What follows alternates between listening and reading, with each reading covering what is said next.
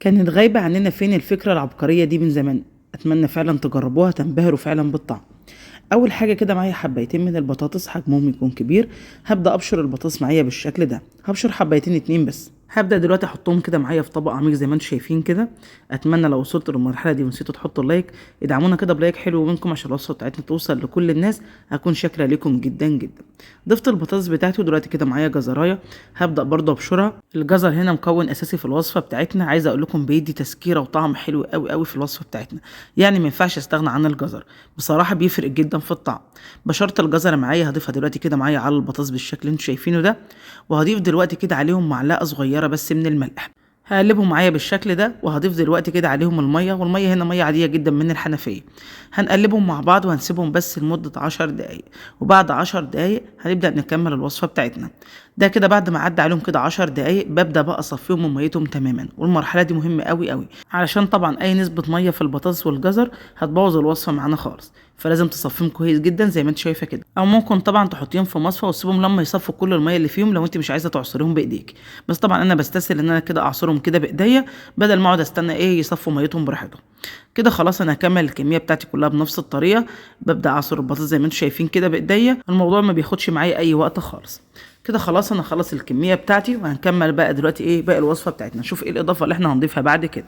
معايا دلوقتي بصلايه حجمها كده متوسط، هقطعها كده معاكم مكعبات صغيره قوي. طبعا البصل يا جماعه لما بتقطعوه على ايديكم بيفرق جدا في الطعم غير لما تفرميه في الكبه.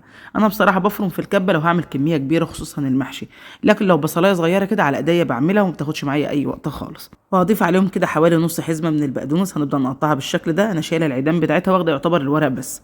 وفي اضافه كمان ممكن تضيفوها لو متاحه عندكم، بصراحه ما كانتش متاحه عندي، اللي هي ايه بقى؟ اللي هي البصل الاخضر. طبعا طعم البصل الاخضر مختلف برضو عن طعم البصل العادي، فضيفوا كده بصل اخضر هيفرق جدا معاكم في الطعم.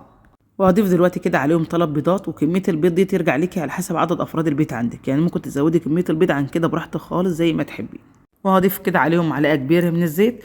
وهضيف برضو كده معايا جبنه، اي نوع جبنه متوفر عندك. انا استخدمت جبنه تركي اللي هي الجبنه الرومي، ممكن تستخدمي فيتا، اي نوع جبنه انت بتحبيه، مش شرط خالص النوع اللي انا استخدمته، ممكن موتزاريلا، شيدر، براحتك خالص. وهضيف كده معايا الملح المبهر، والملح المبهر ده انا مبهراه بفلفل اسود وكمون وكزبره وشطه وبابريكا.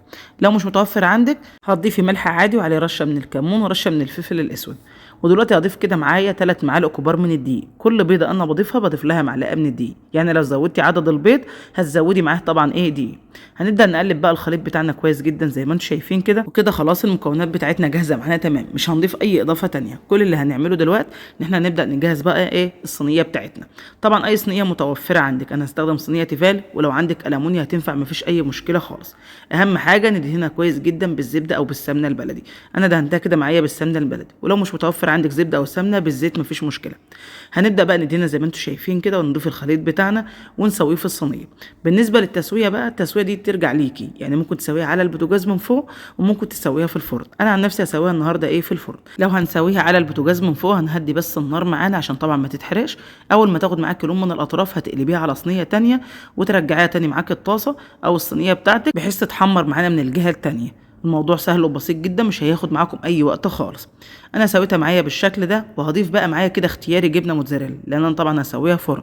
لكن انت لو هتسويها على البوتاجاز مش شرط خالص الجبنه الموتزاريلا اللي انا ضفتها دي، انا ضفتها عندي عشان الاولاد بس بيحبوها.